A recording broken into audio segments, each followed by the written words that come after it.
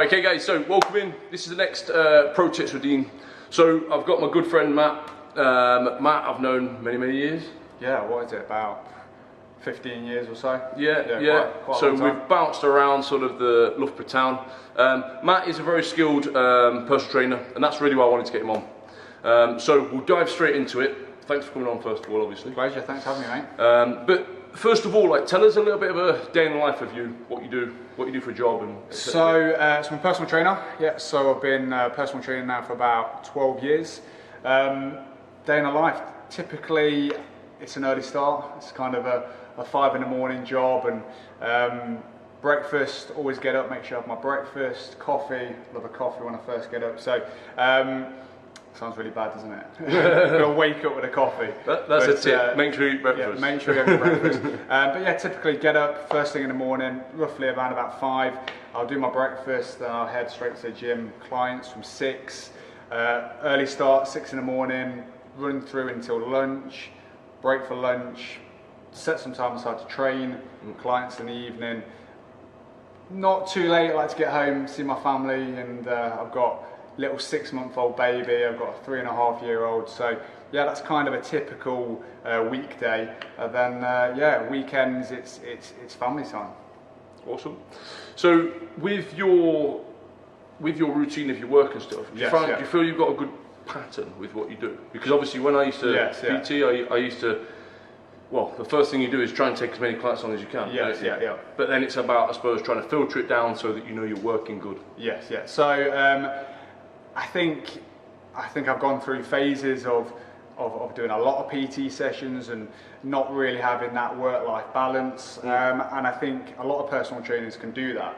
And yeah, it can be very long days, very long hours, and you can end up resenting your job, which I never wanted to do, because I came into personal training because I'm passionate about helping people. So I think now, being in the industry getting on for almost 13 years, I've got a very good balance now. I've got time where I train my clients, I've got time where I train myself, which is good, because I think for personal training, if you fall out of love with working out, you've lost the battle. You're in a bad place. So I make sure now that I schedule in my family time, and you know that I do feel like I've got a good balance now. Yeah. No, that's awesome.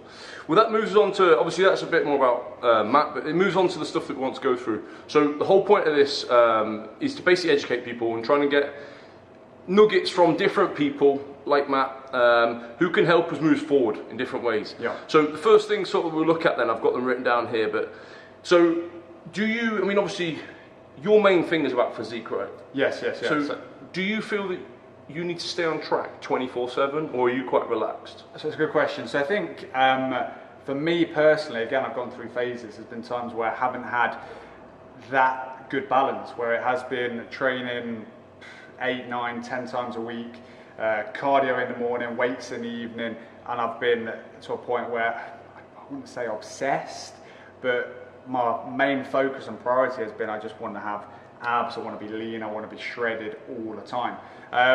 So I have gone through those phases, and I've done photo shoots, and you know, obviously if I'm going on holiday and I've wanted to look a certain way, then I have trained hard, and I have, you know, what some people might consider kind of gone to the extreme. But now I've got a bit older, things have changed, so now I feel like I've got a very good balance. I still train hard, I enjoy my training, but you know, I also enjoy going out and having you know, some high calorific food and, you know, a few drinks. So I think I'd probably say now most people would look at my lifestyle and kind of see it as a better balance than when it was maybe a few years ago. Yeah. And I suppose that's important, right? Because we can't live.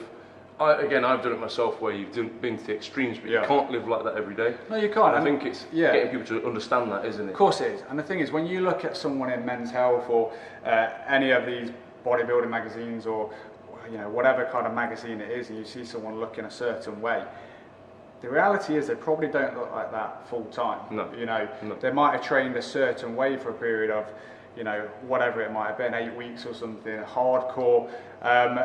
But the reality is, away from that photo shoot, they're probably quite a bit softer. You know, they're probably not quite as ripped. And if they are, the chances are they probably haven't got a good work-life balance. Yeah. You know, and I think that's something which people need to be aware of, is that it's not reality. When you see these people which are completely shredded day in, day out, you cannot stay like that. You can't. Yeah. You can't. Yeah. And if you are, the chances are you haven't got a relationship with your partner, and you never see your children. You know, so, and I've been there, and you like the way you look, but you've got no life, you've got no relationship. You know, you also play games with yourself, don't you? Thinking that you can't eat certain things, or of course you do. You know, you can't go out on socials. Yeah, and you know, there was a time where I had 3 weddings, not my weddings, 3 weddings in the same month, and yeah, I wasn't having dessert, I wasn't enjoying a toast, I wasn't having the you know, the champagne reception, and you know, and my wife's like, oh, you're unsociable, you know, you need to sort of let your hair down a little bit. Well, I ain't got any hair, but yeah. But so I would say to anyone, I would say that if you're looking at someone in a magazine and you're seeing them completely ripped up, do not look at that as reality. The chances are they do not look like that all the time. Now, you can look in great shape, you can have a nice body, and you can feel fit, and with that balance. And I think it's important to know that the balance is, you know, is it's the most important thing. You know, I mean, you can probably you probably relate to that. Yeah, no, definitely. Yeah. I think a big thing as well that people are going to ask, like, leading on to that, and how you get into that shape. Do you feel that macros matter?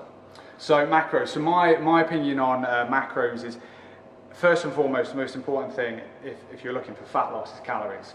It's calories in, calories out. And it's a simple equation. If you're taking on more calories than you're burning, you will gain weight. So I don't feel macros is really a priority for a lot of people.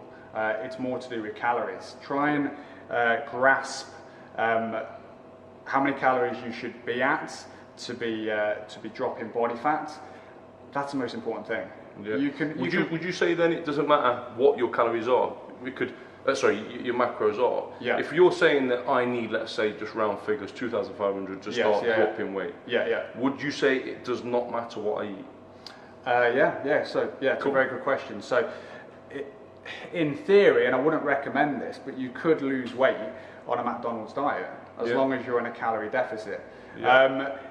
Don't do that, because the food's obviously not good quality. And, but then you've also got the bad side of it, haven't you, where your energy won't be up there. Of course it your won't. Your body won't be breaking it down very well. You won't actually be healthy. And that's the thing. So that's the balance.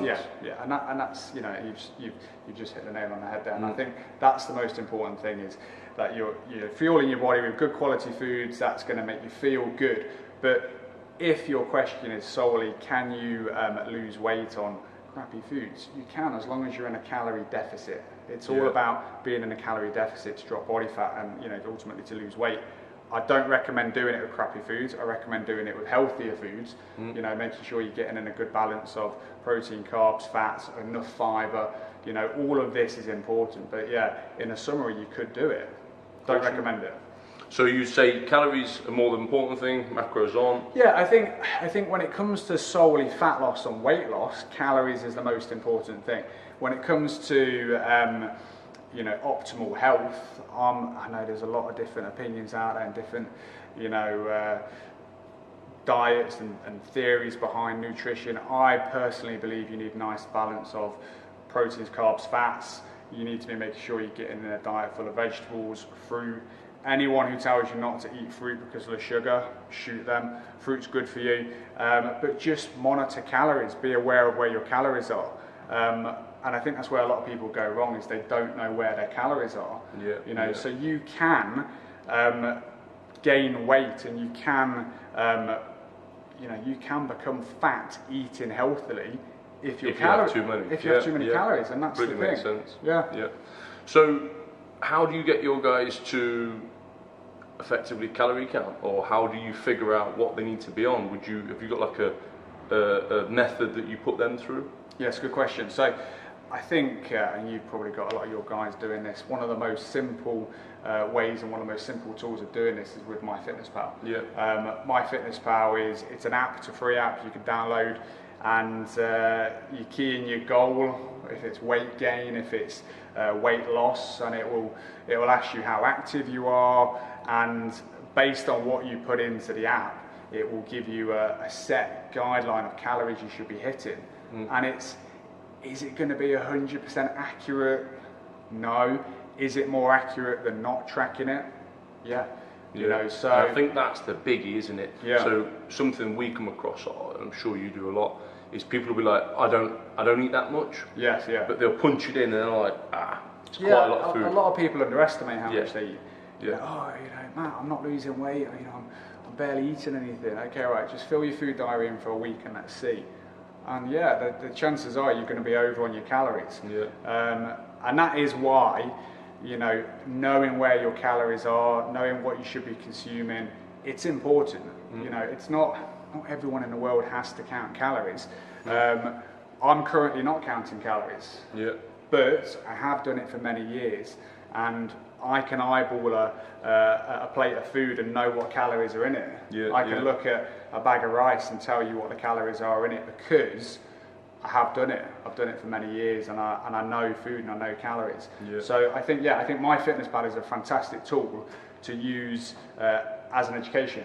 Yeah, definitely. No, definitely. Cool. Yeah. So moving on to sort of like the fat loss side of things, when you look at training. Yeah. Obviously, you've got HIIT training and LISS training. Yes, yeah. First of all, explain what they both are, and then tell us what your views are on it.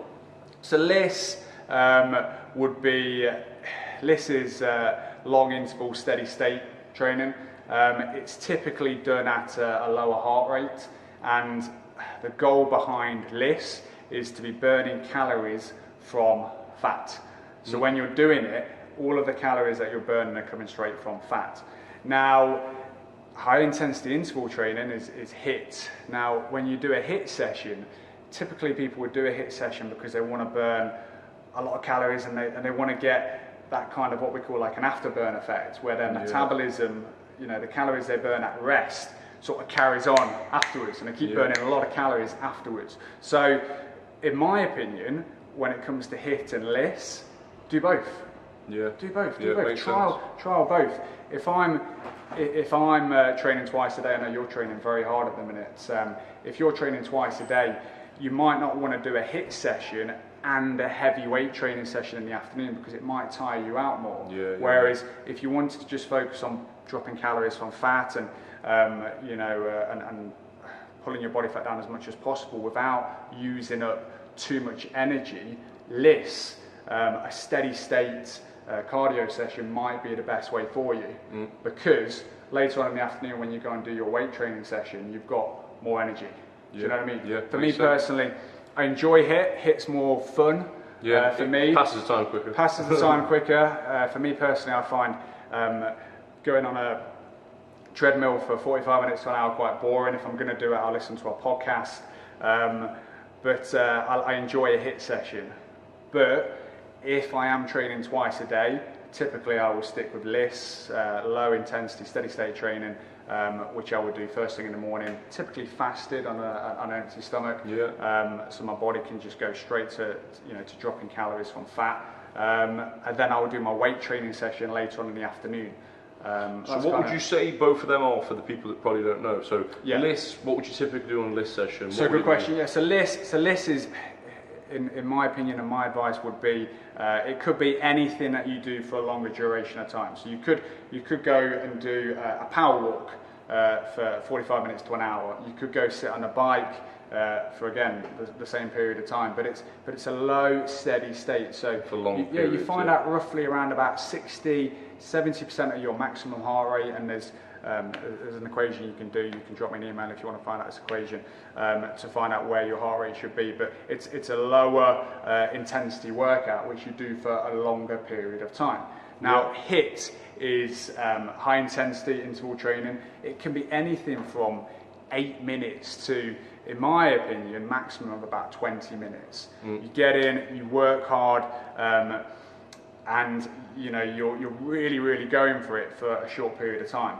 Yeah. So they're the two different ones. Yeah, and you can use the same equipment, I suppose, can't you, on both? Of course you can. Of course you could do some intervals on a bike in your HIIT session, or if it was your steady state session, you wouldn't do intervals, and you just you'd set it at a medium to a moderate intensity, and you just do that for the whole way through. So, my opinion when it comes to HIIT and LISS, do both of them. Do both. You know, I think they're both great. Trial them. If I was training somebody, I would structure LISS and HIIT into their program, depending on what they wanted to achieve and how many times a week they were training. Yeah. Cool. So the last question on that I think is quite interesting that people might want to know. Yeah. So LISS and HIIT then, you've got the two different types. Yes, yeah. Would I benefit being a strongman doing HIIT because would I lose muscle? So it's a good question. I don't think for 1 minute you would lose muscle doing HIIT. Not at all. I think because there is a myth, isn't there, going around. Do you know what? There's so many opinions, and there's so many. If you go onto Google, there's going to be argument after argument after argument. In my opinion, LISS and HIIT is something which you're never going to get the ultimate answer from. I think you should do both. I think for someone like you who's a strong man, you want to be agile, you want to be fit, you want to push your body to extremes, so you need HIIT to condition you for it. Yeah. If you just sat on a bike and didn't raise your heart rate, you wouldn't have the fitness capacity to go and do what you do in these strongman competitions. So for someone like yourself, for anyone in any sport, I genuinely believe HIIT and LISS is effective because it works different energy systems. So you condition your body to work under different stimulus. Yeah, if that makes sense. For sure. Yeah, to be fair, I completely agree. Yeah. It's just that it's interesting to know from different angles, from what you've done. Yeah. Awesome. So the last thing I've got on there then is the training that you do. Yeah. Would you say you're more a bodybuilder sort of style training? Sure. Yeah. What sort of training do you do? So for you and your clients, I suppose. Yeah, so it's through my years of training. I started working out properly when I was probably 19, probably a little bit younger. You know, when you say properly, it's one of those, isn't it? Where it's like, I've been in the gym since I was 17. You know, but I've been probably training proper since I was 19, 20. But I would say my style of training has changed over the years. Typically, it has been more bodybuilding. It has been more training for aesthetics and wanting the definition in my abs and just wanting that beach body. You know, honestly, that's how it's been for many, many years. But as I've got a bit older and I've got children now, it's like anything, things can become stale. You can get bored of a certain type of training. And true. I'm very open to lots of methods of training. And ultimately, my best advice when it comes to training is that if you're enjoying it, you'll be consistent with it. And I think that's the most important thing. So it's a big factor. In a summary, yes, it has been mostly bodybuilding. But again, like you getting into your strongman, and I like to try different things. So a combination of different types of training. Yeah. Again, I think that's for the mind, isn't it? If you're doing the same thing all the time, you sort of get stagnant and of course, bored. Of course it is. Of course it is. And I think that it's important with training to do lots of different things. You know, if you get bored of bodybuilding, do some strongman stuff. You know, try CrossFit. I know there's a lot of bodybuilders who are like anti-CrossFit. I think if you do CrossFit well and you're coached properly, fantastic. You know, I think these guys, I think they're bringing a new, fresh, exciting sort of kind of like a cult. You know, so I think CrossFit's quite exciting. You know, maybe you try boxing. You know, really just do lots of different types of training. There's no one way suits all. If you're enjoying it and you're consistent and you're moving and you're healthy, that's the most important thing. If one of my clients turned to me and said, Matt, I don't want to train for aesthetics anymore, I want to do more conditioning, fantastic, let's do it, you know? Awesome. Okay, we've gone through some really good stuff. Hope everyone's appreciated it. What would you sort of leave people with if I was going to say to you, if someone wants to go away now and and start the journey to get in shape? What sort of, like, if we were to bring it down to one nugget, what would you sort of say to go away and do or think? Or it's a good question. I think there has to be an emotional attachment often behind you know, behind why we do something. So, you know, for me, I want to be fit and healthy now for my children. You know, for my wife, I want to be able to run around with my little girl and not getting out of breath. So for me, that's a motivator. That really motivates me to get in the gym. I do enjoy it, but it motivates me. So I think I would say to anybody, you know, what's your drive, what's your motivator, what, you know, think deep about what it is and your reasons for doing it. You know, possibly, you know, you have diabetes in the family, high blood pressure, heart disease, whatever. You know, these are real big, you know, incentives to start your journey, and just do it. Just step into a gym.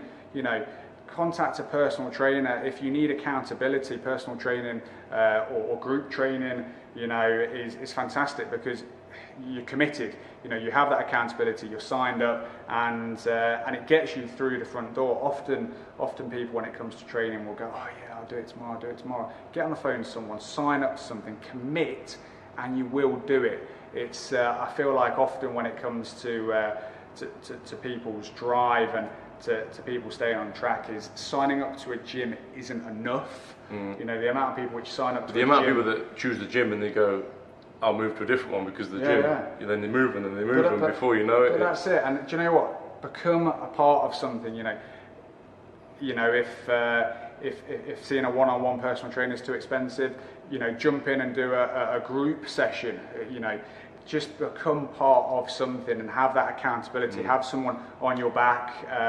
You know, but ultimately, yeah, I know I've answered that question a very long way. No, it's good. It's good. But yeah, I say to anyone, look, you know, find your drive. For me, it's my children. I want to be there for my children. I want to be fit and healthy for my children. That's what gets me in that gym. But it's not enough at times. You've got to commit. You've got to sign up. You've got to get in, and you've got to enroll, because it's the accountability. And accountability, in my opinion, is what gets people results. You know, you guys do a fantastic job here because people are committed. You know, you're emailing them, you're on the phones them, you're dropping them messages. How are you doing? How's your progress? And again, it's that kind of oomph that people feeling need. Of something. We all need it. I need it. You need it. You know, I've had coaches in the past. I'm sure you probably got a coach now. At the minute, you know, even though you're a personal trainer yourself, you've got a coach. So I think, I would say to anyone, look, find your reason, sign up and commit, and just do it. Just do it. You know, I think. That's the strap line. Sounds dead cheesy. Just do it. But yeah, just do it. Well, mate, thank you very much. Pleasure, bro. It's been good. Yes, mate. If anyone wants to know more about Matt, obviously there will be some in the notes. Contact Matt, get in touch with him if he can help you in any way. But I'm sure we'll have you on soon as well. Thank you very much, man. Cheers, mate.